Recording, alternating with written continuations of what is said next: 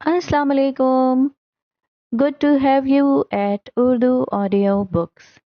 हाजिर खिदमत है मेहरुन्निसा शाहमीर का नावल बिस्मिल, एपिसोड 32। दिन ढल कर गुरूब हुआ।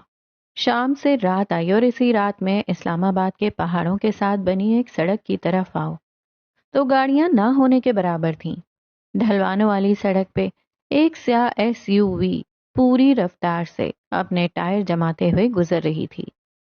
रात का समय था, हर तरफ हू का आलम था। इक्का दुक्का गाड़ियां कभी कभार दिख जाती थीं, वरना सड़क सुनसान थी। कैस कम्बीर की गाड़ी में मध्यम मौसीकी बज रही थी। वो सर धुनते हुए मसरूर सा गाड़ी चला रहा था। तूने दीवाना बनाया तो मैं दीवाना बना, अब मुझे होश की दुनिया में तमाशा न बना। आबदा परवीन का सूफी कलाम उसे मदहोश किए देता था। वो कभी स्टीयरिंग पर उंगलियां बजाता, कभी सर धुनता और कभी साथ गुनगुनाने लगता। मार्च शुरू हो चुका था। मौसम अब भी सर्द सा था। गाड़ी के शीशे हर थोड़ी देर बाद धुंधले होने लगते थे। दफतन उसे दूर से किसी गाड़ी के हेडलाइट्स की रोशनी अपनी गाड़ी के शीशों से टकराती महसूस हुई। गाड़ी अभी काफी दूर थी, मगर गलत साइड पे। वन वे रोड पे चलती वो गाड़ी और उसके अंदर बैठे शख्स की तरफ आओ तो वो कोई जाना पहचाना सा इंसान था। नकूश दिलकश, आंखें स्याह और तासुरात में घुली बरहमी। बालाज यूसुफ मीर पूरे 1.5 माह बाद एक बार फिर इस्लामाबाद आ चुका था। ये 1.5 माह उसके लिए कठिन था। ये 1.5 माह उसके अंदर एक जलती आग रही थी। जीनिया ने उसे झुकाया था। कहानी में पहली बार देव की हार हुई थी, किसी शहजादे से नहीं बल्कि देव के अपने सयाद से। तुम अपनी गलती को फिक्स करोगे बालाज, वरना मेरी बहन और मेरे कारोबार से तुम्हारा कोई ताल्लुक नहीं होगा। तुम्हारी बीवी, उसे अब तुम खुद खत्म करोगे या फिर मैं। इस 1.5 माह में उसने सिर्फ और सिर्फ अपनी बीवी के भाई को मनाने की और दलीलें देने की कोशिश की थी। मकाम, दौलत, बीवी की बेलौस मोहब्बत, हर शय हाथों से रेत की तरह फिसल गई थी। जीनिया की भेजी हुई चंद तस्वीर ने उसकी जिंदगी बर्बाद कर दी थी। उसकी बीवी के भाई ने उसे कारोबार से जुदा कर दिया था। बालाज के अंदर अब सिर्फ एक जज्बा था, इंतकाम का जज्बा। रुतबा, इज्जत, पैसा सब वापस मिल सकता है, मगर इस बार तुम्हें अपनी पहली बीवी से कतई ताल्लुक करना होगा। अस्पताल के बेड पे लेटी बालाज की दूसरी बीवी का नर्वस ब्रेकडाउन हुआ था। 2 दिन हो गए थे उसे ठीक हुए। उसका शौहर एक बार फिर अपनी पहली बीवी की तरफ जाएगा, उसे अंदाजा नहीं था। इन 2 दिनों में उसकी नजरों में बालाज के लिए अकीदत, मोहब्बत, एहतराम कुछ नहीं बदला था। हाँ, बस वो हर्ट थी और उसका भाई उसे खुश करने के लिए कुछ भी कर सकता था। सो उसने बालाज के सामने एक ऑप्शन रखा, जीनिया हाकिम और अपने खानदान से सरेआम कतई ताल्लुकी। बालाज वो ऑप्शन मान चुका था, मगर उसे इंतकाम भी चाहिए था। इंसानों की कुछ प्लानिंग्स होती हैं, मगर उनके ऊपर एक खुदा है। उसके फैसले होते हैं और वो भी अटल। तुम वापस क्या करने जा रहे हो बालाज? टेक्सला में वाक़ई एक फ्लैट के लाउंज में खड़ा बालाज का दोस्त कह रहा था। सोफे पे बैठे बालाज की नजरें सपाट थीं। उसे अपने हुस्न, जहानत पे बहुत नाज है, मगर वो भूल गई है कि जहानत भी उस औरत की भांति है जिसके पास हुस्न हो। मैं उससे उसका सबसे बड़ा गुरूर छीन लूंगा। वो तुम्हारी मोहब्बत थी बालाज, तुम क्या सोच रहे हो? उसके दोस्त को तासुफ हुआ। तुम खामोश भी रह सकते हो। तुम्हारी बीवी, तुम्हारा कारोबार सब वापस मिल गया है। तुम बस जीनिया से ताल्लुक खत्म कर दो, जो कि पहले ही खत्म है। बस एक ऐलान और सब ठीक। वो उसके करीब आ बैठा, उसके कंधे पे हाथ रखा। बालाज वो मासूम है, बेकसूर है। प्लीज खुद को इन सब में मत फंसाओ। बालाज ने जवाब नहीं दिया। तुम जानते थे ना, वो हलाला नहीं, एक डील थी। और अगर जीनिया वो मान लेती, तुमसे दोबारा निकाह करती, तो वो निकाह भी हराम होता। तुम जानते थे ना बालाज? बालाज की रंगत सफेद पड़ी। दिल के एक कोने ने मलामत की, यानी वो वाकई जानता था। مجھے جو چاہیے میں لے کر رہوں گا، چاہے حلال چاہے حرام۔ تم نے اگر دین کو درست طریقے سے پڑھا ہوتا تو تمہیں پتا چلتا کہ بغیر رخصتی کے، بغیر کسی ازدواجی تعلق کے تم اسے ایک طلاق کے بعد بھی اپنا سکتے تھے، نئے حق مہر کے ساتھ۔ کاش تم نے سنی سنائی کے بجائے دین کو واقعی پڑھا ہوتا۔ کتنے لمحے بالاج کچھ کہہ نہیں سکا۔ شادی، طلاق، بیوی، بچہ، دنیا کے حقوق، ان سب معاملات میں ہم کیوں سنی سنائی باتوں پر یقین کر لیتے ہیں؟ دین اتنا مشکل تو نہیں۔ رات کے وقت گاڑی میں تیزاب کی بوتل رکھتے ہوئے وہ نارمل تھا، بالکل نارمل۔ جس خوبصورتی سے اسے محبت تھی وہ اس کی نہیں تو کسی اور کی بھی نہیں۔ سڑک کی طرف واپس آؤ تو بالاج اور قیس کی گاڑی اب آمنے سامنے تھی۔ بالاج سامنے نہیں دیکھ رہا تھا اور قیس بس اسے ہی دیکھ رہا تھا۔ سیدھ میں آتی گاڑیاں ایک دوسرے کے قریب تر آتی جا رہی تھیں۔ بالاج موبائل پہ کچھ ٹائپ کر رہا تھا۔ قیس کو لگا تھا کہ وہ سائیڈ بدل لے گا، مگر نہیں۔ گاڑیوں کے درمیان بس چند قدم کا سا فاصلہ تھا۔ جب بالاج نے موبائل سے نظریں اٹھائیں، آنکھیں خوف سے پھیل گئیں۔ تیز رفتار سے چلتی گاڑی پہ اس نے بریک لگانی چاہی۔ اسی پل قیس نے اسٹیئرنگ گھمایا، جلدی جلدی تیزی سے۔ اس کی گاڑی کا پچھلا حصہ بالاج کی گاڑی سے ٹکرایا، مگر وہ آگے نکل آیا تھا۔ بالاج نہیں نکل سکا۔ تیز رفتار سے چلتی گاڑی پہ بریک لگانے سے اس کی گاڑی رکی نہیں بلکہ پلٹ گئی۔ شیشے ٹوٹنے کی آواز اور قیس اپنی جگہ ساکت ہو گیا۔ گاڑی سڑک پہ الٹی ہوئی، 3 سے 4 بار چکر کھائے اور سڑک کی ایک طرف کو جا کر گری۔ لمحوں کا کھیل تھا، چند پل کا شور تھا اور پھر خاموشی چھا گئی۔ قیس کی گاڑی کے ہیڈ لائٹس کی روشنی میں بالاج کی گاڑی دکھائی دیتی تھی۔ اس کا پچھلا حصہ مکمل طور پر پچک گیا تھا اور اگلے حصے کی حالت بھی ایسی ہی تھی۔ قیس شل اور ساکت تھا۔ آوازیں اسے حال سے ماضی میں لے جاتی تھیں۔ شیشے ٹوٹنے کی آواز اسے کئی سال پیچھے لے گئی تھی۔ اسے اپنے جسم سے ساری جان نکلتی محسوس ہوئی۔ بالاج کی گاڑی خاموش تھی، کوئی آواز نہیں، کوئی شور نہیں، ہر طرف خاموشی تھی۔ کئی لمحے بیتے، کئی ساعتیں گزری اور پھر ایک آہٹ سی محسوس ہوئی۔ قیس نے سفید پڑتے چہرے کے ساتھ سامنے دیکھا۔ ہیڈ لائٹس کی روشنی میں گاڑی سے نکلتے مرد کا چہرہ اسے نظر آیا تھا۔ قیس زمان کمبیر جہاں تھا وہیں تھم گیا۔ وہ اس مرد کو جانتا تھا۔ وہ اس مرد کو زینیا کے ساتھ کھڑے ہوئے دیکھ چکا تھا۔ وہ اس چہرے کو کیسے بھول سکتا تھا؟ وہ جس کا آدھا دھڑک گاڑی کے اندر تھا، مگر اس کا چہرہ اس کی فوٹوگرافک میموری میں چھپ گیا تھا۔ وہ گاڑی کے اندر پھنسا ہوا تھا، چہرہ زخمی، شاید جسم بھی سخت زخمی تھا، مگر وہ باہر نکلنا چاہ رہا تھا۔ قیس نے ہاتھ بڑھا کر گاڑی کا دروازہ کھولنا چاہا، مگر اس کے ہاتھ لرز رہے تھے، اس کا دل لرز رہا تھا۔ قدم شل، زبان گنگ۔ اس نے مرے مرے ہاتھوں سے ڈیش بورڈ پر ہاتھ مارا۔ اس کا فون کہاں تھا؟ چہرے سے پسینہ صاف کرتے اس نے جھک کر دیکھا۔ ٹکر کی وجہ سے اس کا موبائل ڈیش بورڈ سے نیچے گر گیا تھا۔ موبائل ہاتھ میں اٹھاتے ہوئے اسے وہ بے حد بھاری لگا، یا شاید اس کے ہاتھوں میں کوئی جان نہیں تھی۔ کانپتے ہاتھوں سے براق حنیف کی چیٹ کھولی، اپنی لوکیشن اسے بھیجی اور وائس ریکارڈ کرنے کے آپشن پر ہاتھ رکھا۔ اس سے آپشن پہ ہاتھ نہ رکھا گیا، ہاتھ لرز رہے تھے۔ اس نے دوبارہ کوشش کی اور بالآخر ایک میسج ریکارڈ کیا۔ مجھے تمہاری ضرورت ہے براق، جلدی آؤ۔ میسج فوراً سین ہوا تھا۔ بدلے میں براق نے اسے کال ملائی۔ قیس موبائل نہیں دیکھ رہا تھا، وہ اب بھی تگ و دو کرتے گاڑی سے باہر نکلتے اس مرد کو دیکھ رہا تھا۔ براق کی کال اٹھاتے ہوئے اس نے ایک بار پھر یخ پڑتے ہاتھوں سے لاک گھمایا اور اب کے گاڑی کا دروازہ کھلا تھا۔ شل ہوتی ٹانگوں سے اس نے باہر قدم رکھا۔ براق اس سے کچھ پوچھ رہا تھا۔ قیس کے قدموں میں تیزی آئی، اس کی آنکھیں بھیگ رہی تھیں۔ وہ گاڑی کی طرف جانے لگا، مگر اسی پل ایک دھماکہ سا ہوا۔ گاڑی اوپر کو اچھل کر نیچے آ کر گری۔ قیس کے ہاتھوں سے موبائل چھوٹ کر نیچے گرا۔ وہ گھٹنوں کے بل سڑک پہ گر گیا۔ آس پاس دھماکے سے ہوتے محسوس ہوئے۔ وہ شاکی نگاہوں سے سامنے دیکھتا رہا۔ لمحوں کے اندر گاڑی میں آگ لگ گئی تھی۔ نارنجی بھڑکتے شعلے، جلتا ہوا آدمی اور اس کے ساکت بدن نے اس کا ساتھ چھوڑ دیا۔ وہ بھیگی آنکھوں سے اس گاڑی اور اس جلتے ہوئے مرد کو دیکھ رہا تھا۔ وہ جس کی چیخیں عرش کو دہلا دیتی تھی، مگر قیس ساکت تھا، ساکن شل۔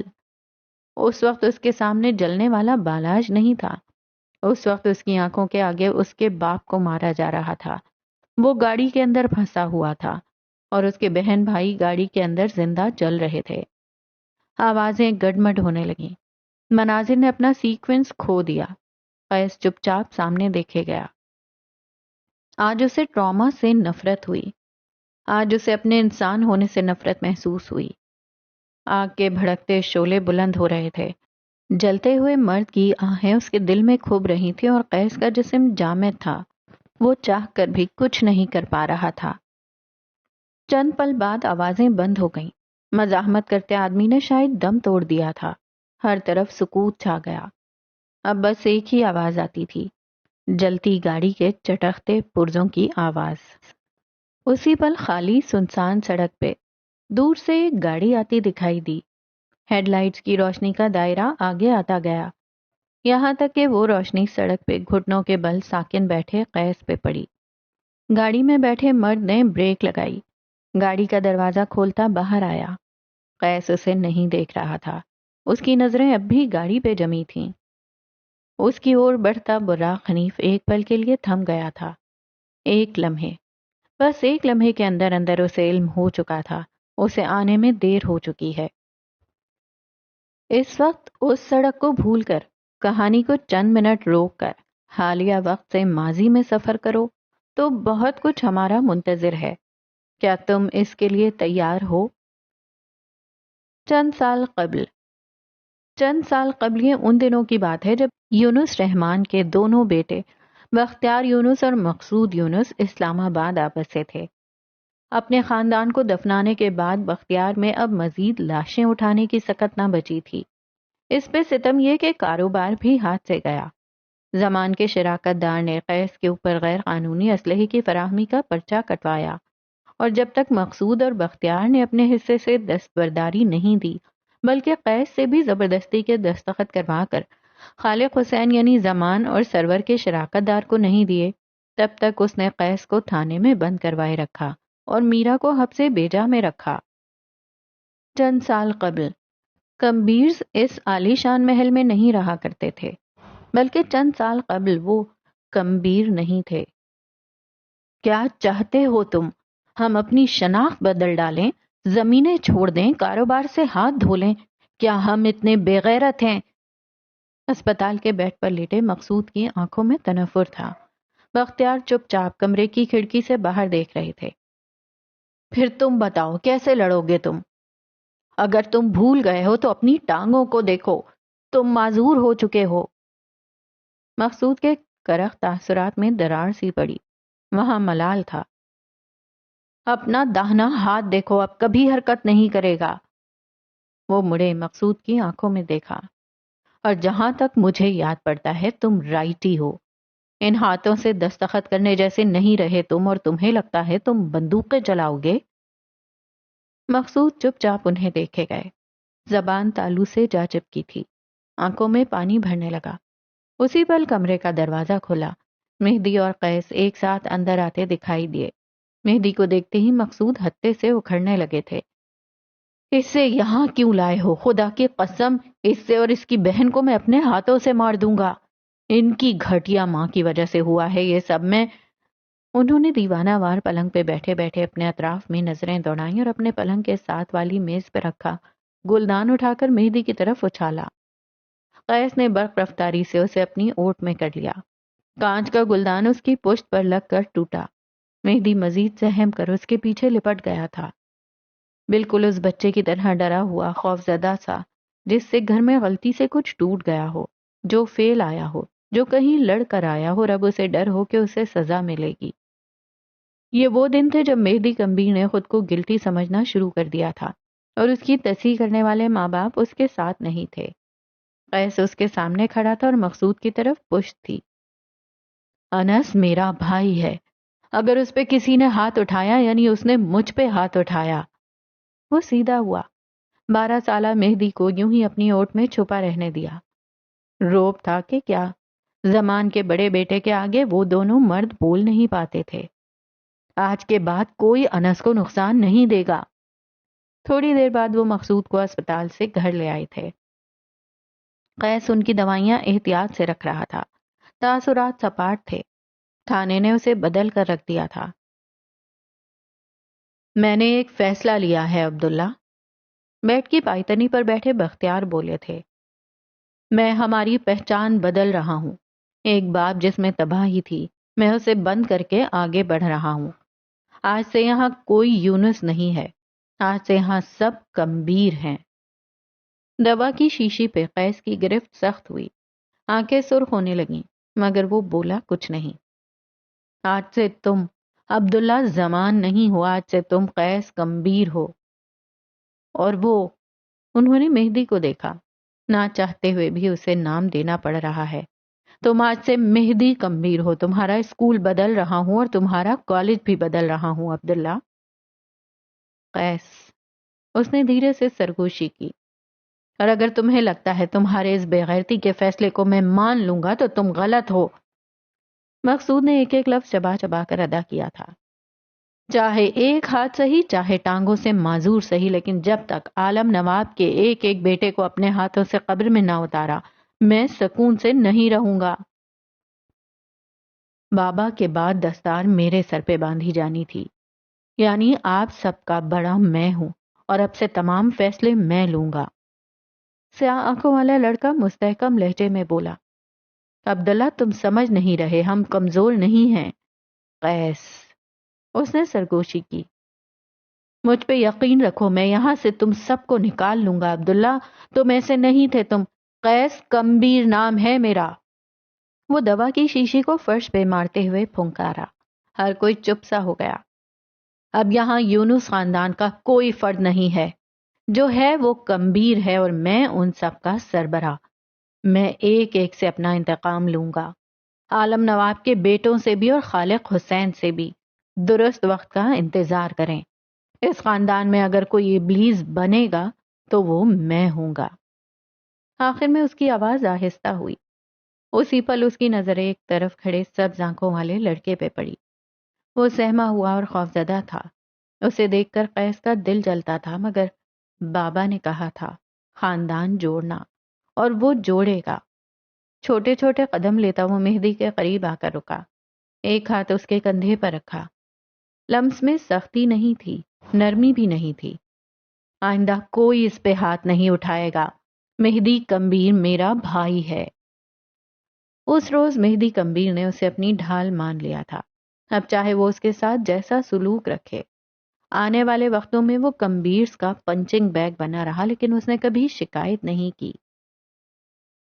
وقت ہمیشہ ایک سا نہیں رہتا۔ اگلے کئی سال کمبیر خاندان کا بلوچستان کے اس گاؤں سے کوئی تعلق نہ رہا۔ حویلی چھوٹ گئی، زمین آدھی عالم نواب کے بیٹوں نے قبضہ کر لی، اور آدھی سے آنے والی آمدنی پر ان کا گھر چلا کرتا تھا۔ شاہی ٹھاٹ باٹ ختم ہو چکے تھے، اب جو ملتا اس پر گزارا کر لیا جاتا۔ زمان اور ان کے تمام بھائیوں نے گاؤں کی پسماندہ زندگی سے نکلنے کے لیے کئی سال قبل شہر کا رخ کیا تھا، اور انہی دنوں کچھ جان پہچان کے دوستوں کے ساتھ مل کر فیصل آباد میں ایک ٹیکسٹائل کمپنی میں شراکت داری کر لی تھی۔ کاروبار کی سمجھ بوجھ اور بخت کے زور نے ان کو بلندیوں تک پہنچایا، اور چند ہی سالوں کے اندر اندر انہوں نے 2 عدد ٹیکسٹائل فیکٹریز کھڑی کر لی تھیں۔ خالق حسین ان کے شراکت دار تھے، جنہوں نے آنے والے وقتوں میں قیس کمبیر پہ غیر قانونی اسلحے کی ترسیل کا الزام لگا کر کمبیر کو کمزور کیا تھا۔ یہ ان دنوں کی بات ہے جب قیس 24 برس کا تھا، اور اپنی پڑھائی کے ساتھ ساتھ فیشن ڈیزائننگ کے کئی کورس مکمل کر لیے تھے۔ کپڑے سے محبت اس کے خون میں تھی، اور وقت کے دیے زخموں نے اسے آرٹ بنانا سکھا دیا تھا۔ ایک روشن صبح کا ذکر ہے۔ براق حنیف کے پینٹ ہاؤس میں واقع براق کے کمرے کی بیلکنی میں رکھے لمبے صوفے پہ قیس آنکھیں موندے سو رہا تھا۔ وہ کل براق کے ساتھ فیصل آباد گیا تھا، اور واپسی پہ اسی کے گھر آ گیا تھا۔ وہ دونوں ایک دوسرے کو بہت پہلے سے جانتے تھے۔ اتفاق تھا کہ قسمت، براق کی ماں کا تعلق بھی ٹیکسٹائل انڈسٹری سے تھا۔ ساتھ ساتھ وہ ایک فیشن ہاؤس 20 کلیکشن کی فاؤنڈر بھی تھیں، جو کہ آج کل براق حنیف چلا رہا تھا۔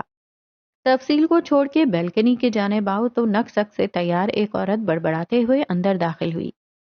کتنی بار کہا ہے براق کہ اب تم کوئی عام آدمی نہیں، تمہیں… بستر پہ اوندھے لیٹے براق کے اوپر سے کمفرٹر اتارتے ہوئے رکی۔ موٹی بھویں آپس میں اکٹھا ہوئیں۔ گہری عربی آنکھیں سکیڑ کر انہوں نے بیلکنی کے صوفے پہ سوتے ہوئے لڑکے کو دیکھا۔ سفید لمبے کافتان والا وجود اب بالکنی کی طرف بڑھایا۔ اس کی ہیل کی ٹک ٹک ماحول میں ارتعاش سا پیدا کرتی تھی۔ اس نے صوفے کے عقب میں کھڑے ہو کر اس سوتے ہوئے لڑکے کو دیکھا۔ ہلکی داڑھی، اٹھی ہوئی ناک، ماتھے پہ گرتی اس کے گھنگریالے بال اور بھینچے ہوئے لب۔ وہ تو سوتے ہوئے بھی پرسکون نہیں ہوتا تھا۔ عورت نے اس کے سینے پر دھری اسکیچ بک اٹھائی۔ لڑکا ہڑبڑا کر اٹھ بیٹھا اور برق رفتاری سے اس کا ہاتھ اس کی پنڈلی تک گیا۔ سفید کافتان والی عورت نے دونوں ہاتھ اوپر کر لیے۔ آنکھوں میں لڑکے کے لیے ترحم درایا۔ ریلیکس، اٹس می، اٹس اسنا۔ لڑکے کے تاثرات ڈھیلے پڑے۔ مندی مندی آنکھوں سے حفاظت کا عنصر غائب ہوا۔ وہ براق کی ماں تھی۔ سب ٹھیک تھا، بالکل ٹھیک۔ اس نے خود کو تسلی دی۔ یہ میری ہے۔ زکام زدہ آواز میں اس نے اسکیچ بک واپس لوٹانے کا مطالبہ کیا۔ اسنا مسکراتے ہوئے اس کے پیروں والی جگہ پر آ کر بیٹھی۔ قیس نے جلدی جلدی پیر سمیٹ لیے۔ اسنا اب اس کی اسکیچ بک کے اوراق پلٹ رہی تھی اور ہر بدلتے صفحے کے ساتھ اس کی آنکھوں میں ایک اور ہی الگ تاثر در آتا تھا۔ کئی لمحوں بعد اس نے گردن اٹھائی۔ قیس اسے ہی تک رہا تھا۔ آرٹ دل سے بنتا ہے یا پھر ٹوٹے ہوئے دل سے؟ تم سے کون سا جذبہ آرٹ بنواتا ہے؟ انتقام۔ اس نے یک لفظی جواب دیا۔ میرا کام میرے دشمنوں سے انتقام لے گا۔ یہ صرف ایک کام نہیں ہے، اسے آرٹ کہو۔ قیس کے لبوں کو ایک زخمی مسکراہٹ نے چھوا۔ 38 فیشن ہاؤسز سے رد ہو کر آنے والے کام کو آپ آرٹ کہتی ہیں؟ ہر نوجوان پاکستانی کی طرح وہ نا امید ہو رہا تھا۔ 39ویں بار کوشش نہیں کی؟ وہ اسکیچ بک بند کرتے ہوئے پوچھنے لگی۔ کئی سال پہلے والی تلخ قلمی وہ بھلا چکی تھی۔ کیا لگتا ہے؟ وہ مسکرا کر جتانے والے انداز میں پوچھ رہا تھا۔ مجھے لگتا ہے تم تب تک کوشش کرتے رہو گے جب تک کوئی تمہیں ٹاپ ڈیزائنر کے طور پر ہائر نہیں کر لیتا۔ قیس گردن پیچھے پھینک کر مسکرایا تھا۔ سیدھا ہوا تو آنکھوں میں چمک تھی۔ نوکری کسے چاہیے؟ مجھے تو حصے داری چاہیے۔ اس نے بازو سینے پہ باندھے اور تفصیل سے اسنا کو دیکھا۔ میں نے ان 38 فیشن ہاؤسز سے جاب نہیں، شراکت داری مانگی تھی۔ میں مان ہی نہیں سکتی کہ اس… ہاتھ میں اسکیچ بک بلند کی۔ آرٹ کے بدلے کسی نے تمہیں پارٹنرشپ نہیں آفر کی ہے، مگر 10-15%۔ مجھے نصف چاہیے۔ اس نے گردن صوفے پہ ڈھلکا دی۔ ہاتھوں کو طلب سی ہوئی۔ اس کا سگار کہاں ہے؟ گزرے وقت کے برعکس تم مجھے انٹرسٹنگ لگے۔ ویسے براق تمہاری ہی عمر کا ہے، تمہیں اس سے جلن نہیں ہوتی؟ نہیں۔ کیوں؟ کیا تم فرشتے ہو؟ نہیں، میں انسان ہوں۔ مجھے براق سے جلن نہیں، مقابلہ ہے۔ ایک دن میں اس سے زیادہ کامیاب، اس سے زیادہ امیر اور اس سے زیادہ کماؤں گا۔ اسنا چند پلوں سے دیکھتی رہی، پھر اسکیچ بک کھولی وہیں سے جہاں بند کی تھی۔ وہاں ایک سرخ گاؤن کا اسکیچ بنا تھا۔ انتقام کے درمیان کیا کہیں کوئی محبت بھی ہے؟ صوفے کی پشت سے سر ٹکائے قیس گمبھیر ایک لمحے کو ساکت ہو گیا۔ ایک لمحے کو اس کا دل معمول سے زیادہ تیز دھڑکا۔ ایک لمحے کو اس کی آنکھوں میں بے حد مختلف رنگ تھے۔ مجھے محبت کا نہیں پتا، لیکن اس سے وفاداری اور وعدہ ہے۔ نبھاؤ گے یا چھوڑ دو گے؟ اتنے سال میں اس کا خیال بھی نہیں چھوڑ سکا۔ ایک وجود کی نفی کرنا پھر قیامت ہوگی۔ اسنا چند لمحے اسے دیکھتی رہی، پھر کچھ کہے بغیر اٹھ کر چلی گئیں۔ یہ لڑکا کچھ عجیب سا تھا۔ جس پہ وقت مہربان ہونے لگے ان کے لیے سمندر میں خشکی کے ٹکڑے بننے لگتے ہیں، صحراؤں میں ٹھنڈے چشمے پھوٹ پڑتے ہیں۔ تم کب تک اس طرح رد ہوتے رہو گے قیس؟ یہ منظر 20 کلیکشن کے اسٹوڈیو کا تھا، جہاں اس وقت ڈھیروں ڈھیر نئے نئے ملبوسات ٹنگے تھے۔ سنگی مجسمے اپنے اوپر خوبصورت، نفیس اور مہنگے جوڑے لٹکائے کھڑے تھے۔ قیس انہی سنگی مجسموں میں ایک کے سامنے کھڑا تھا۔ براق اس کے عقب میں. کتنی بار رد ہوا ہوں؟ صرف اور صرف 46 بار. کم از کم سینچری تو مکمل کرنی ہے. اس نے گلابی رنگ کا ایک گاؤن ہینگر سے نکالا. آنکھیں پرسوچ انداز میں چھوٹی ہوئیں. اب بس کر دو لوسیفر. ناکامیوں کی ایک حد ہوتی ہے، اس کے بعد ناکامی ایک اسٹیمپ کی طرح ماتھے پہ چپک جاتی ہے. تم اپنی زندگی میں آگے کیوں نہیں بڑھنا چاہتے؟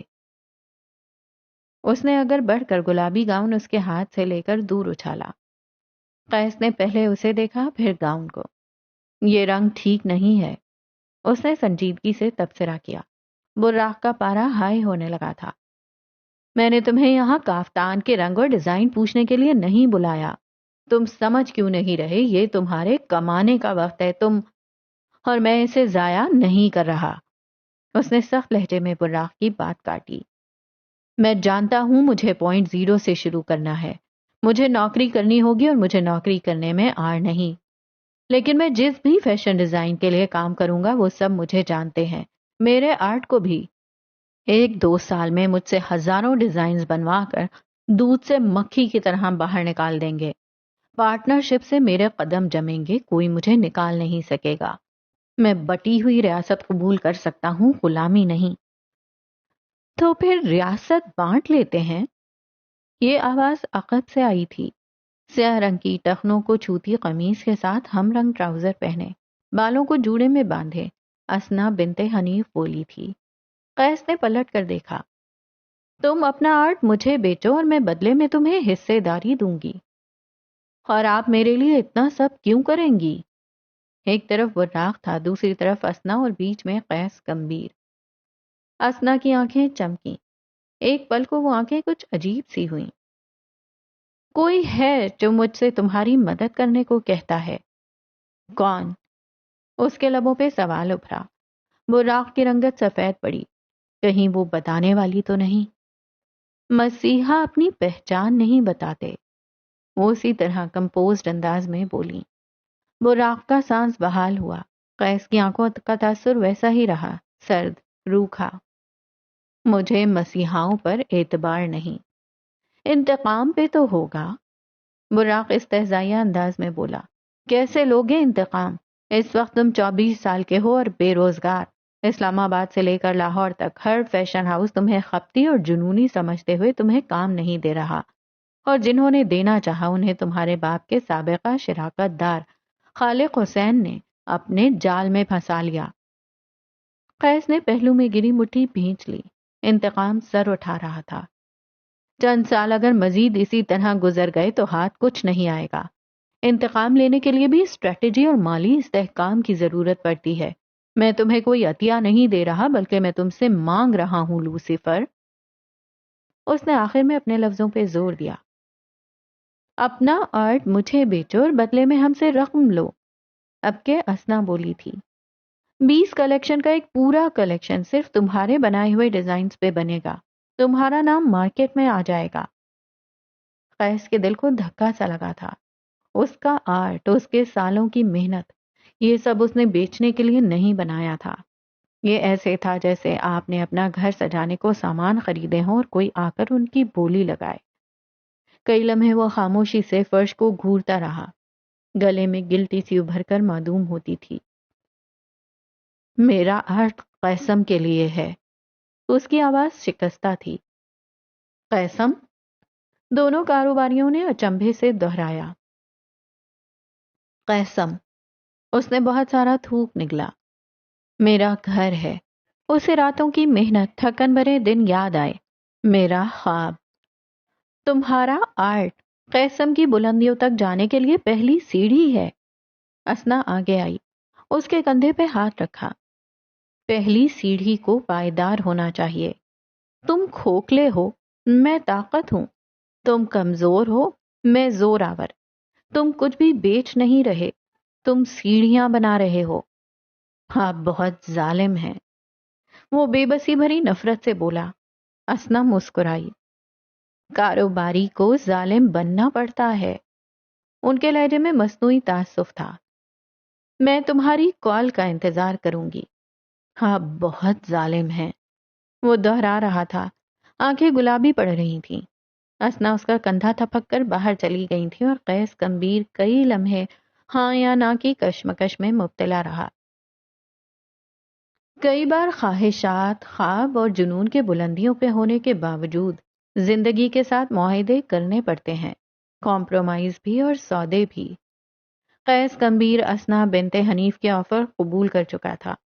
چند ٹکوں کے عوض اپنا آرٹ بیچ دینا آرٹسٹ کے دل کے ٹکڑے کر دیتا ہے۔ گو کہ وہ چند ٹکے بھی بہت ساری رقم تھے، مگر قیس کمبیر کا آرٹ ہیرا تھا جس کے لیے بس چمک کی قیمت عطا کی گئی تھی۔ انہی دنوں اسی چھوٹی سی رقم کے ساتھ اس نے قیسم کی بنیاد رکھی تھی۔ 20 کلیکشن دیے ہوئے ڈیزائنز ابھی مارکیٹ میں نہیں آئے تھے۔ قیسم اسے تھکا دیتا تھا۔ اس کی پہلی کلیکشن کو صاف صاف کاپی کہا جانے لگا تھا، مگر یہی پہلی کلیکشن اسے متعارف کروا گئی تھی۔ اس کے پاس کام کرنے کے لیے صرف 30 لوگ تھے۔ قیسم کا بازو، قیسم کے سہارے، جن میں سب سے پہلی حدیبیہ نواز تھی۔ حدیبیہ نواز عرف حبیب سے ہونے والی پہلی ملاقات کوئی عام ملاقات نہیں تھی۔ یہ قیسم کے وجود میں آنے سے 2 ماہ قبل کا ذکر ہے۔ نکھری تازہ دم سی صبح اسلام آباد کے چاروں کونوں کو منور کر رہی تھی۔ ایلیٹ کلاس کے ایک رہائشی اپارٹمنٹ کے دروازے کے آگے کھڑا قیس بیل پر ہاتھ رکھے ہوئے تھا۔ سفید پولو شرٹ کے ساتھ سیاہ جینز پہنے وہ تازہ دم لگتا تھا۔ تقریباً 5 منٹ بعد دروازہ کھلا تھا۔ ماضی کی حدیبیہ نواز دبلی پتلی سی تھی، گال اندر کو دھنسے ہوئے، آنکھوں تلے سیاہ حلقے اور ملگجے سے لباس میں ملبوس اس لڑکی کی آنکھوں میں بیزاری واضح تھی۔ قیس کو دروازے کی چوکھٹ پہ کھڑے دیکھ اس کی بھویں بھنج گئیں۔ میں اندر آ سکتا ہوں حبیب؟ وہ بازو سینے پہ باندھ کر شائستگی سے پوچھ رہا تھا۔ ساتھ اس کی نظر حدیبیہ کی بھینچی ہوئی مٹھی تک گئی۔ شاید اس میں کچھ تھا۔ نہیں، کیونکہ یہ کسی حبیب کا نہیں، حدیبیہ نواز کا گھر ہے۔ چبا چبا کر کہتے ہوئے اس نے دروازہ قیس کے منہ پر بند کرنا چاہا، مگر وہ بیچ میں اپنا ہاتھ اور بوٹ لے آیا تھا۔ پورا زور لگا کر دروازہ کھولا اور شکریہ کہتے ہوئے اندر داخل ہوا۔ مسٹر قیس، میں تمہاری کسی قسم کی بکواس میں انٹرسٹڈ نہیں ہوں، جاؤ یہاں سے۔ وہ دروازے کے ساتھ ہی کھڑی ہو گئی۔ جانے کیوں انداز محتاط سا تھا اور دروازہ اس نے بند نہیں کیا۔ میں خالق حسین نہیں ہوں، مجھ سے مت ڈرو، وہ اس کی آنکھوں میں آنکھیں ڈال کر نرمی سے بولا۔ حدیبیہ ساکت رہ گئی۔ وہ کیا جانتا تھا؟ تم نے اس رات مجھے بچایا تھا، آج میں تمہیں بچانے آیا ہوں۔ اس نے آگے بڑھ کر دروازہ پورا کھول دیا۔ یہ اشارہ تھا کہ اس سے خوف نہ کھایا جائے۔ تم کس بارے میں بات کر رہے ہو؟ میں کچھ نہیں جانتی۔ حدیبیہ گہری سانس لیتی آگے آئی اور وہ صوفے پہ اس کے سامنے آ بیٹھی۔ قیس چند پل اسے دیکھتا رہا، پھر اس نے آنکھیں جھپکیں۔ آنکھوں کے پپوٹے بند ہوئے اور انہی بند پپوٹوں کے پیچھے ایک سیاہ رات کا منظر سامنے آیا۔ 2 ماہ قبل قیسم کی عمارت اپنے تکمیلی مراحل کو چھو رہی تھی۔ رات کے 11 بجے کا وقت تھا۔ اوپری منزل کی لفٹ سے سفر کرتا قیس کمبیر گراؤنڈ فلور کی طرف رواں تھا۔ اسی پل اس کا موبائل تھر تھر آیا۔ کوٹ کی جیب سے موبائل نکال کر دیکھا تو کوئی غیر شناسا سا نمبر تھا۔ سب سلائیڈ کو موبائل کے ایک کونے کی طرف کرتے اس نے کال کا جواب دیا۔ کل رات 12 بجے کے قریب قیسم کی عمارت میں آگ لگے گی۔ وجہ شارٹ سرکٹ بتائی جائے گی، مگر یہ جھوٹ ہوگا۔ تمہارے پاس 25 گھنٹے ہیں، حفاظت کا انتظام کر لو۔ دوسری جانب سے انتہائی روبوٹک سا لہجہ سنائی دیا۔ قیس کی ٹانگیں شل سی ہوئیں۔ پسینے کی ایک لکیر نے ریڑھ کی ہڈی تک کا سفر کیا۔ میں کیسے مان لوں یہ سچ ہے؟ اس کا لہجہ لڑکھڑایا۔ کل رات تمہاری عمارت سے اٹھتے سرخ شعلے یقین دلا دیں گے۔ تم کون ہو؟ قیس جلدی سے بولا، مبادا فون کٹ ہی نہ جائے۔ دوسری طرف خاموشی چھا گئی۔ کئی لمحے بعد ایک غیر انسانی آواز سنائی دی۔ میرا نام حبیب ہے۔ کال کٹ گئی تھی۔ اس کے بعد نمبر بند ہو گیا۔ اس رات قیس کمبیر نے عمارت کے چاروں طرف لوگ کھڑے کر دیے تھے۔ اگلے دن اس نے تھانے جا کر بیان دیا کہ اسے خالق حسین سے جانی اور مالی خطرہ ہے، اور اگر اسے یا اس کی ملکیت کو کوئی نقصان پہنچا تو اس کا ذمہ دار خالق حسین ہوگا۔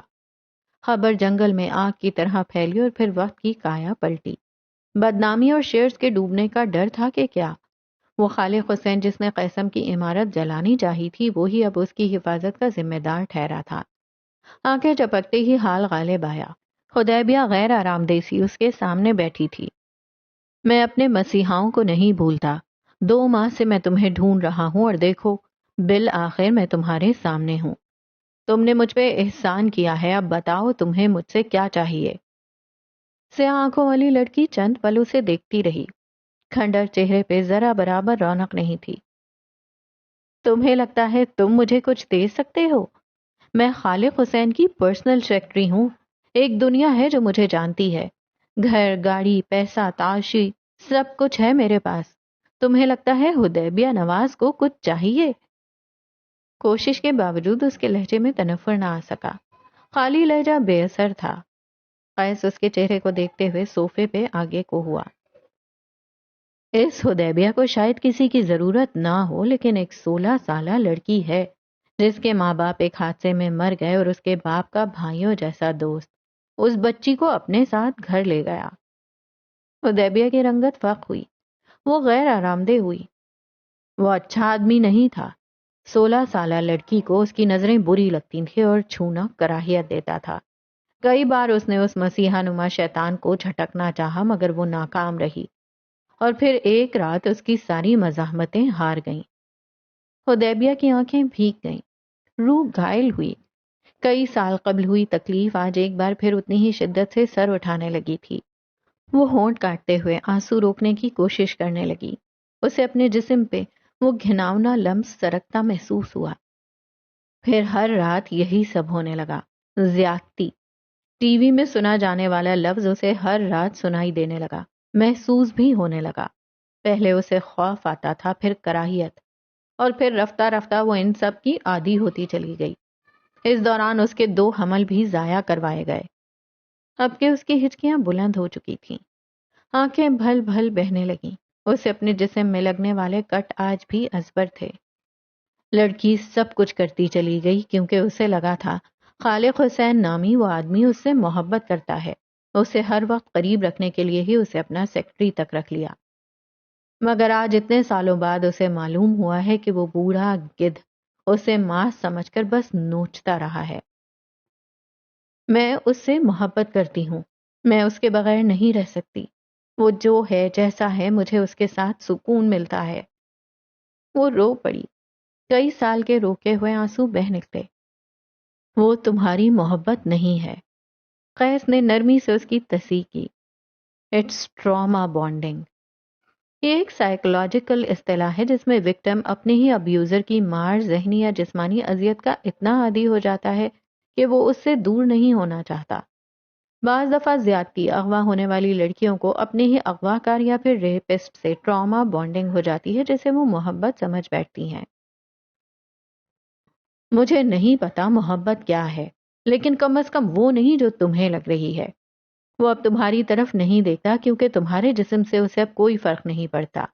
اس نے کئی سال تمہارا فائدہ اٹھایا، تمہیں ابیوز کیا، تمہاری ذہنی صحت اور تمہارے جسم کو نقصان دیا. تمہارے پاس 2 راستے ہیں. وہ اپنی جگہ سے اٹھ کر آیا، حدیبیہ کے قریب آ کر بیٹھا. وہ نامحسوس انداز میں اس سے دور ہوئی. میں تمہیں احسان کے بدلے ایک نئی شناخت، نئے تجربوں کے لیے کسی ملک بھیج دوں گا. دوسرا. اس نے لمبی سانس لی. جوائن می.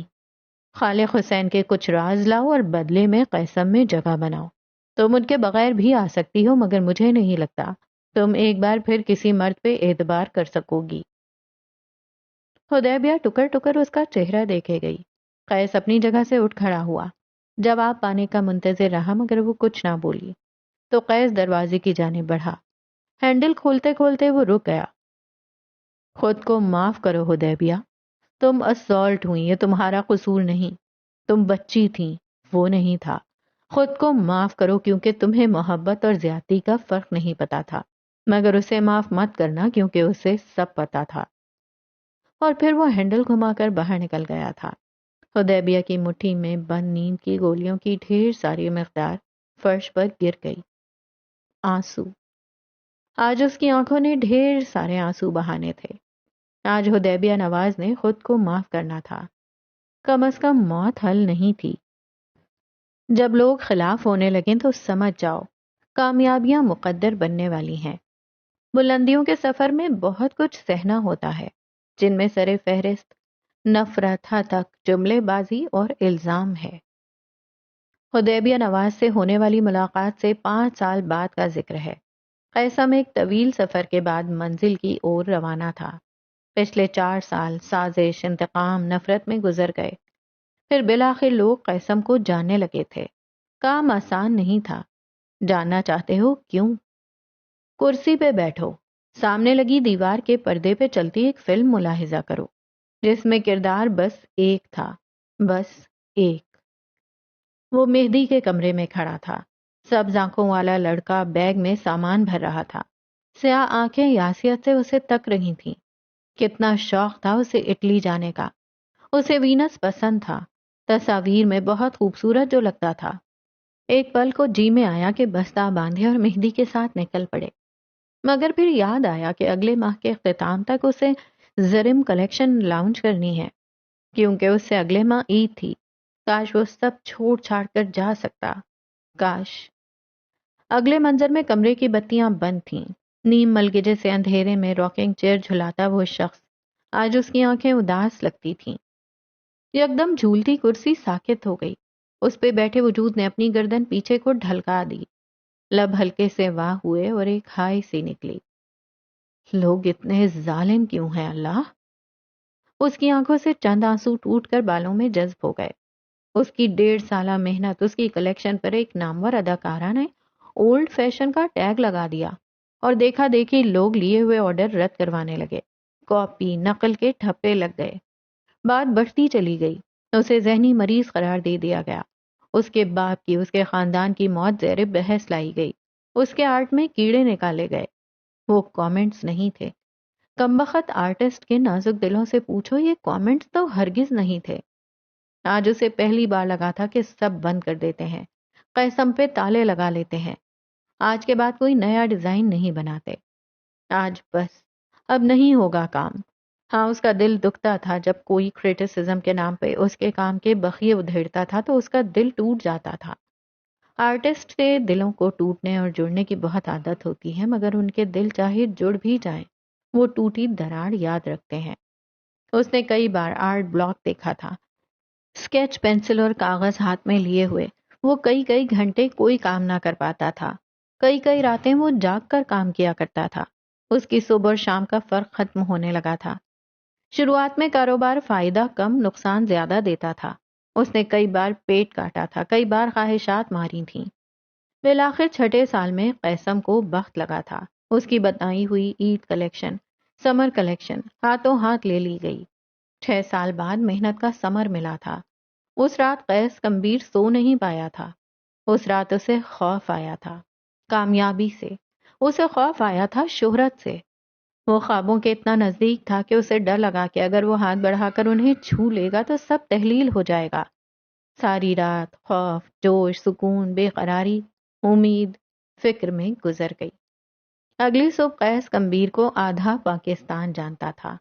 اب وہ عام آدمی نہ رہا تھا۔ انسان کے پاس طاقت آ جائے تو وہ 2 کام کرتا ہے۔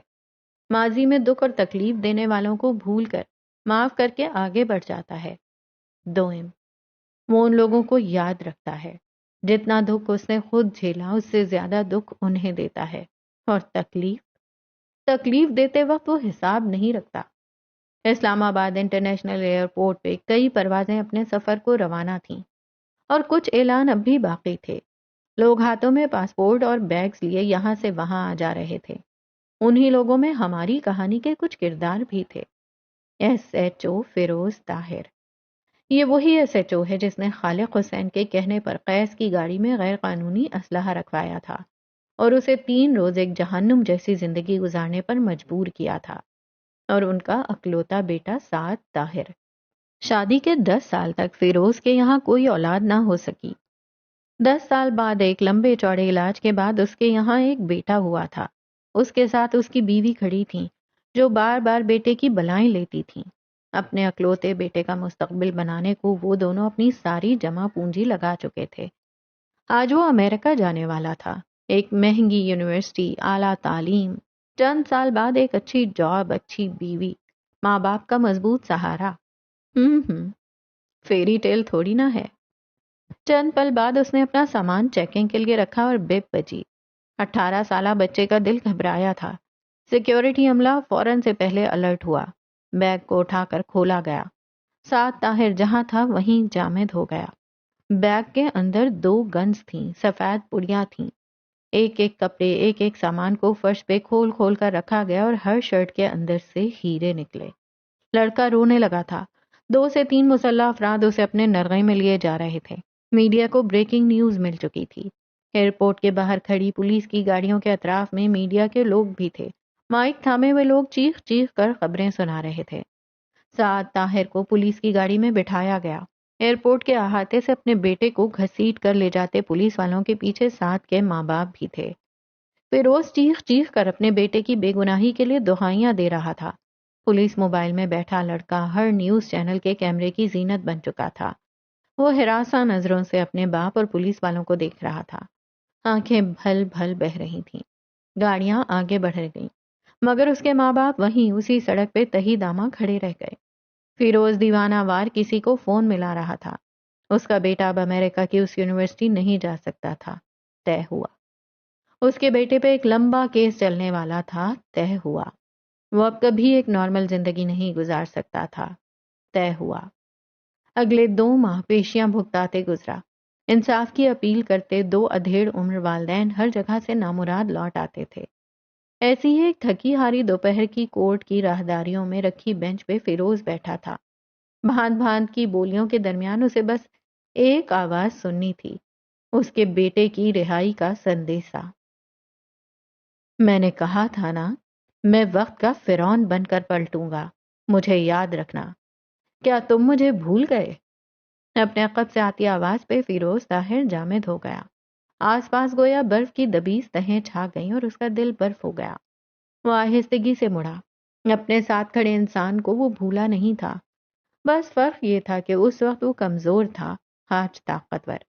وہ 18 سالہ عبداللہ زمان نہیں رہا تھا، آج وہ 29 سالہ قیس گمبھیر تھا، طاقتور، زور آور۔ تم نے مجھے یاد تو رکھا نا؟ وہ گردن ایک طرف ڈھلکائے معصومیت سے بولا۔ اس کی آنکھیں وہ عام آنکھیں نہ تھیں۔ فیروز سانس رو کے اسے دیکھ رہا تھا۔ میرے بیٹے کا کوئی قصور نہیں عبداللہ۔ اس کے لب دھیرے سے پھڑ پھڑائے۔ ماضی میں جو کچھ ہوا وہ سب بہت پرانی بات ہے۔ اس کی آنکھوں سے بے بسی کے آنسو بہہ نکلے۔ میرے بیٹے کا کوئی قصور نہیں عبداللہ، مجھے سزا دو، مجھے مار ڈالو، لیکن میرے بیٹے کو جانے دو۔ وہ اپنی جگہ سے اٹھ کر قیس کے قدموں میں آ بیٹھا تھا۔ سیاہ آنکھوں والے شخص کی روح میں طمانینت اتری، آنکھیں زخمی ہوئیں۔ تمہیں اللہ کا واسطہ ہے میرے بیٹے کو بخش دو، تمہیں خدا کا واسطہ ہے، رحم کرو عبداللہ، رحم کرو۔ وہ چلا رہا تھا، گھگیا رہا تھا۔ اس کے آنسو قیس کے چمکتے جوتوں پہ گر رہے تھے۔ میرے بیٹے کو اس جرم کی سزا مت دو جو اس نے نہیں کیا، ظالم نہ بنو عبداللہ، ظالم نہ بنو۔ ایک جھٹکے سے اس نے اپنے قدم آزاد کروائے۔ فیروز دور جا کر گرا مگر اس نے دہائی دینا نہ چھوڑا۔ قیس کی سیاہ آنکھیں صفاقی کی تمام حدود کو چھو رہی تھیں۔ میں ظالم بن نہیں رہا، وہ مسکرایا، میں ظالم ہوں۔ وہ جھکا، فیروز کی کلائی میں بندھی گھڑی نوچ کر اتاری۔ میں کہانی کا ہیرو نہیں ہوں جسے تم پر رحم آ جائے گا۔ گھڑی اپنی کلائی پہ درست کی، ٹھنڈی ٹھار نظریں فرش پہ گرے آدمی پر مرکوز کی۔ تمہیں مجھے یاد رکھنا چاہیے تھا۔ اگلے پہروں میں وہ اس راہداری میں گردن تانے ہوئے مستحکم قدم اٹھا رہا تھا۔ کئی سال قبل تھانے سے نکلتے ہوئے اس کی چال میں لڑکھڑاہٹ تھی، جسم زخمی، آج سب مفقود تھا، آج وہ طاقتور تھا۔ عبداللہ زمان اب کہانی میں واپس آ چکا تھا۔ تو جناب آج کی ایپیسوڈ کو یہاں پہ روکتے ہیں، کیونکہ یہ پوائنٹ بڑا ہی زبردست ہے، تو میں نے سوچا بس یہیں پہ روک دیتے ہیں۔ تو جناب عبداللہ زمان تو واپس آ چکا ہے کہانی میں قیس گمبھیر بن کر، اور کیسے آیا یہ پوری سٹوری ہم پر کھل چکی ہے۔ کیوں اس کے ماں باپ کی ڈیتھ ہوئی، کیسے ہوئی، کن لوگوں نے کی، اور پھر اس کے بعد اس کی لائف کی کیا سفرنگز تھیں، کیسے وہ بلوچستان سے باہر نکلے، اسلام آباد آ کے سیٹل ہوئے، کتنی دشواریاں تھیں جو کہ قیس کمبیر نے صحیح اور کیوں اسے عبداللہ سے قیس کمبیر بننا پڑا، یہ سب کچھ تو کھل کر سامنے آ چکا ہے۔ اب اسٹوری جائے گی آگے کی طرف، یعنی اب جب عبداللہ زمان اور قیس کمبیر دونوں ایک ہی بندے کی طرح ریئیکٹ کریں گے، آئی مین ٹو سے کہ اب زینیا حاکم پہ جب یہ کہانی کھلے گی کہ عبداللہ زمان قیس کمبیر ہی ہے، اور جب قیس کمبیر کو پتہ چلے گا کہ زینیا حاکم ہی اس کی منگیتر ہے، جو کہ بالاج سے شادی کرنے کے بعد اب شادی کر چکی ہے مہدی سے، تو ظاہر ہے کہ مہدی سے آلریڈی ایک نفرت کا سلسلہ تو ہے قیس کمبیر کا۔ اور اگر خالی نفرت کا سلسلہ ہوتا تب بھی کہانی میں اتنا کچھ نہ ہوتا جتنا کچھ اب ہے، کیوں مہدی کمبیر سے نفرت کرتا ہے قیس کمبیر، اور ساتھ ہی ساتھ اس کا محافظ ہے، اس کا بھائی ہے، اور اس کی حفاظت بھی کرتا ہے۔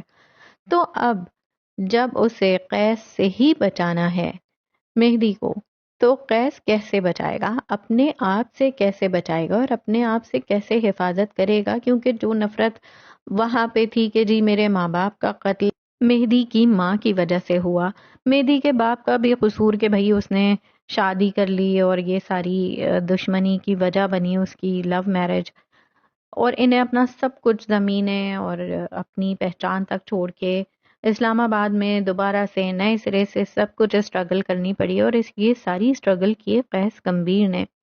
تو یہ نفرت آلریڈی تھی اس کی مہدی سے، اور اب ایک اور وجہ کہ زینیا حاکم نے شادی کر لی ہے مہدی سے، اور اس کی منگیتر نے شادی کر لی، اور منگیتر جو ہے وہ تو غیرت کا معاملہ ہو جاتی ہے ان کے لیے، اور پھر اس پہ تو قتل ہو جاتے ہیں۔ تو اب ایک اور اتنا بڑا کام یا الزام جو ہے وہ مہدی کے سر آ چکا تھا۔ قیس کمبیر کی نفرت سے، اس کے انتقام سے مہدی کمبیر کو کون بچائے گا اور کیسے بچائے گا، کیونکہ بچانے کا کام تو خود قیس کمبیر نے اپنے حصے میں لیا ہوا تھا۔ دوسری بات یہ کہ بالاج کا تو فائنلی ایگزٹ ہو گیا اس اسٹوری سے۔ اچھا، بالاج کو قیس نے جان بوجھ کے تو نہیں مارا، اٹ واز این ایکسیڈنٹ، اور غلطی بھی بالاج کی ہی تھی، کیونکہ وہ غلط سائڈ سے روڈ کی آ رہا تھا، ساتھ ساتھ موبائل پہ میسج بھی کر رہا تھا، اور ایک اور جو انتہائی غلط بات کہ وہ اپنے ساتھ جو ہے نا وہ لا رہا تھا تیزاب، کیونکہ وہ زینیا حاکم کی خوبصورتی کو تباہ کرنا چاہتا تھا۔ وہ چاہتا تھا کہ اس سے انتقام لوں میں، اور کس بات کا انتقام کہ وہ واپس اس کی طرف نہیں آنا چاہتی تھی۔ واہ جی واہ! تو جناب بالاج کے ساتھ جو کچھ ہوا وہ تو وہ ڈیزرو ہی کرتا تھا، لیکن اچھی بات یہ ہے کہ قیس نے ایسا کچھ جان بوجھ کے نہیں کیا، کیونکہ جب انسان جان بوجھ کے انتقام لینے کے لیے کوئی غلط راستہ اختیار کرتا ہے تو وہ اس کو تباہ کر دیتا ہے، مطلب وہ اس غلط راستے کا عادی ہوتا جاتا ہے، اور اپنی لائف میں پھر وہ کبھی بھی صحیح راستے پہ نہیں چل پاتا۔ جب بھی اس کو کسی بھی چیز کی ضرورت ہوگی، انتقام کے علاوہ بھی اگر کوئی ہرڈلز آئیں گی زندگی میں، تو وہ غلط راستے کی طرف آسانی سے چلا جائے گا۔ اس لیے میں اس حق میں تو نہیں ہوں کہ انتقام کی آگ میں جل کر کسی کو نقصان پہنچایا جائے، لیکن ہاں نیچرلی اس وقت اس کے ساتھ ہوا، مطلب یہ تو کارما تھا نا اللہ تعالیٰ کی طرف سے۔ اب وہ جو ایکسیڈنٹ ہوا وہ قیس کے ہی ہاتھوں ہوا، یہ ایک علیحدہ سچویشن اس میں کریٹ ہو گئے، ادروائز وہ ایکسیڈنٹ کسی کے بھی ذریعے ہو سکتا تھا، کوئی بھی اور انسان ہو سکتا تھا قیس کی جگہ، کیونکہ قیس نے یہ سب کچھ پلان نہیں کیا تھا۔ تو آگے دیکھتے ہیں اب آگے کیا ہوتا ہے، آگے بہت کچھ ہونا ابھی باقی ہے۔ ملتے ہیں نیکسٹ ایپیسوڈ میں، اللہ حافظ۔